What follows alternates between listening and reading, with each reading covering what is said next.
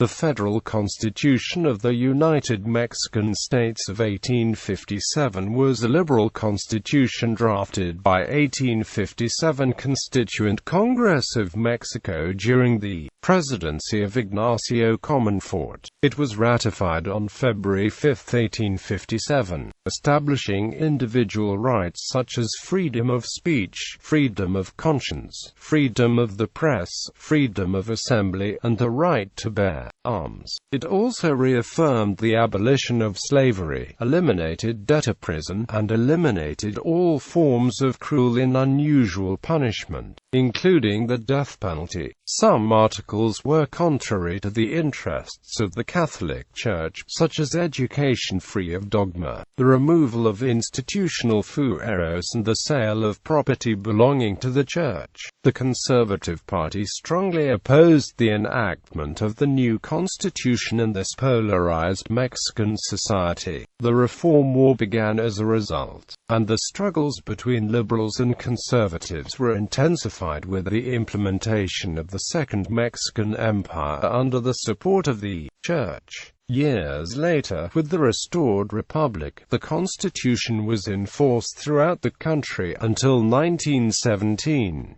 Background: having overthrown the dictatorship of Antonio López de Santa Anna on 1855, Juan Nepomuceno Alvarez Hurtado held the presidency for a short period. According to the established plan of Ayutla, convened the Constituent Congress on October 16 the same year, in order to establish headquarters in Dolores Hidalgo to draft a new constitution of liberal ideology. The following year, the incumbent president, Ignacio Comonfort, endorsed the call for moving the headquarters to Mexico City. The Congress was divided between two main factions, the larger being the moderate liberals, whose plan was to restore the Constitution of 1824 with some changes. It included prominent figures like Mariano Arizcorta, Marcelino Castaneda, Joaquin Cardoso, and Pedro Escudero y Ecanova. The opposition was the pure liberals, who wanted to make a complete new version of the Constitution. Among them were Ponciano Arriaga, Guillermo Prieto, Francisco Zarco, José María Mata, and Santos de Gallardo. The discussions were heated and lasted over a year. President Comonfort interfered, through its ministers, in favor of the moderate faction, which he preferred. Despite opposition from the executive branch and to be minority, pure liberals ensured that the proposals were included: the prohibition of purchase of property by ecclesiastical corporations, the exclusion of the clergy in public office,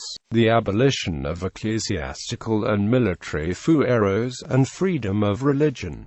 These reforms were contrary to the interests of the Catholic Church. During the course of sessions in Congress, an insurrection in favor of the clergy, supported by conservative, the staunchest opponents of the liberals, gathered force in Zacapoaxtla and Puebla. Comonfort sent federal troops, and the rebels were subjected. Finally, the Constitution was promulgated on February 5, 1857, under the threats of the clergy that who swore the Constitution would be excommunicated. Content: the Constitution of 1857 consisted of 8 titles and 128 articles, was similar to the 1824 Constitution. Federalism and representative republic was again implemented, which consisted of 23 states, a territory in the federal district, supported the autonomy of municipalities in which each state was divided politically. The most relevant articles were 2. Abolition of slavery, 3. Free tuition, 5. Freedom of vocation, a ban on contracts with loss of freedom for the sake of work, education or religious vows, 7. Freedom of speech, 10. Right to bear arms, 13.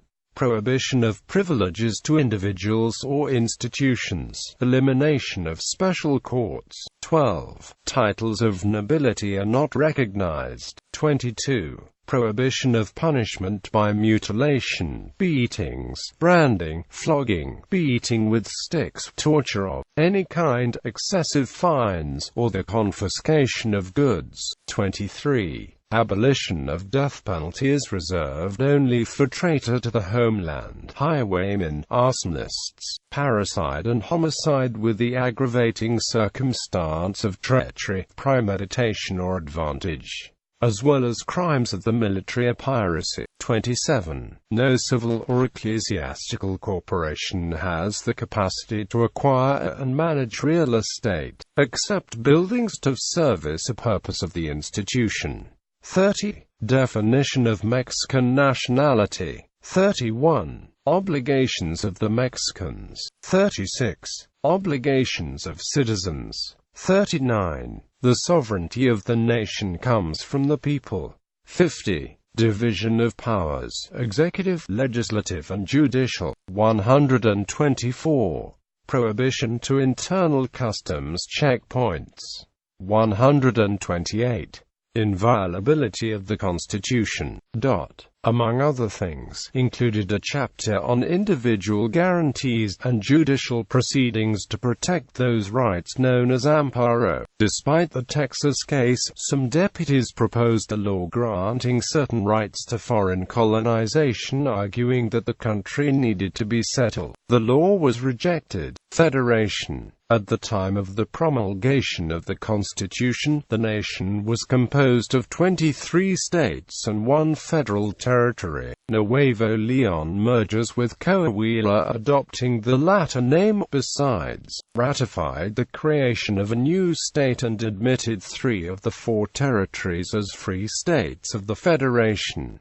The only federal territory was Baja California. Mexico City was called State of Valley of Mexico, but only if the powers of the Federation to move to another site. On February 26, 1864, Nuevo Leon was separated from Coahuila and regained its status as free state. Reactions. On December 1856, Pope Pius IX spoke out against the new constitution, criticizing the Juarez Law and Ladeau Law. In March 1857, the Archbishop José Lázaro de la Garza y Ballesteros stated that Catholics could not swear allegiance to the Constitution on pain of excommunication. Justice Minister Ezequiel Montes met in the Holy See with Cardinal Secretary of State.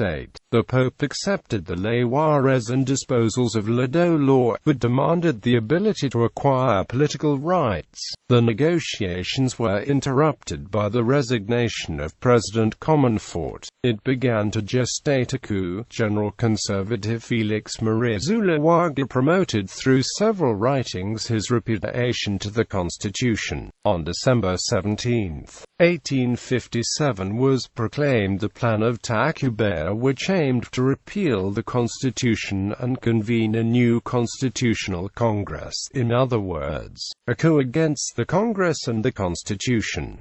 Several ministers of presidential cabinet resigned. President of the Supreme Court of Justice of the nation, Benito Juarez, and the President of Congress, Isidoro Olvera, were taken prisoner. On December 19, President Ignacio Comonfort adhered to the plan, saying, "I just changed my legal title of president by those of revolutionary miserable states of Mexico, Puebla, San Luis Potosi, Tlaxcala and Veracruz annexed to the Plan Tacubaya." This last state changed side through a revolution and switched to the liberal side. The event was a major strategic blow against Comonfort. Without alternative, Comonfort had to resort to the pure and released Juarez and other political prisoners. On January 11, 1858, Comonfort decided to resign. With the Guard went to Veracruz, and on February 7 sailed to the United States. Benito Juarez took office on January 21, 1858. Impact. The conservatives refused to recognize Juarez and was forced to move the liberal government to Guanajuato. Felix Zuloaga established a conservative government in Mexico City. Through the promulgation of 5 laws repealed the liberal reforms. Thus began Reform War. States of Jalisco, Guanajuato, Querétaro, Michoacán, Nuevo León, Coahuila, Tamaulipas, Colima and Veracruz supported the liberal government of Benito Juárez and the Constitution of 1857.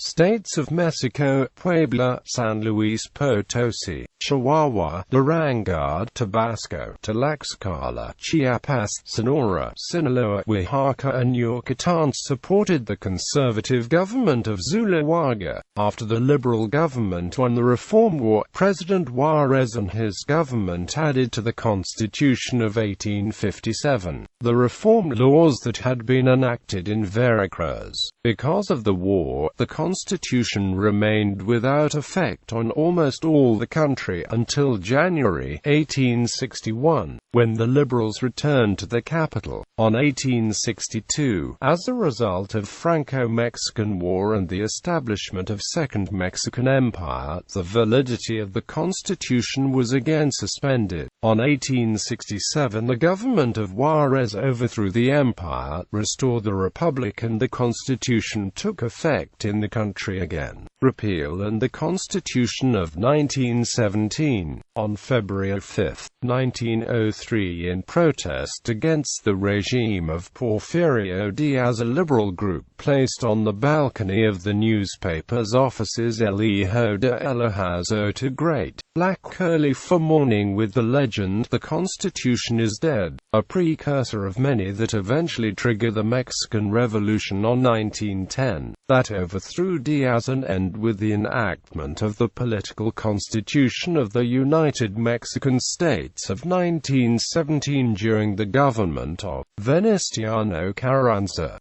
Bibliography: Brian Hamnet, The Comonfort Presidency, 1855–1857, Bulletin of Latin American Research 15 No. 1 pp 81–100 in JSTOR. Frank A. Knapp, Jr., Parliamentary Government and the Mexican Constitution of 1857, A Forgotten Phase of Mexican Political History. Hispanic American Historical Review 33 No. 1 pp.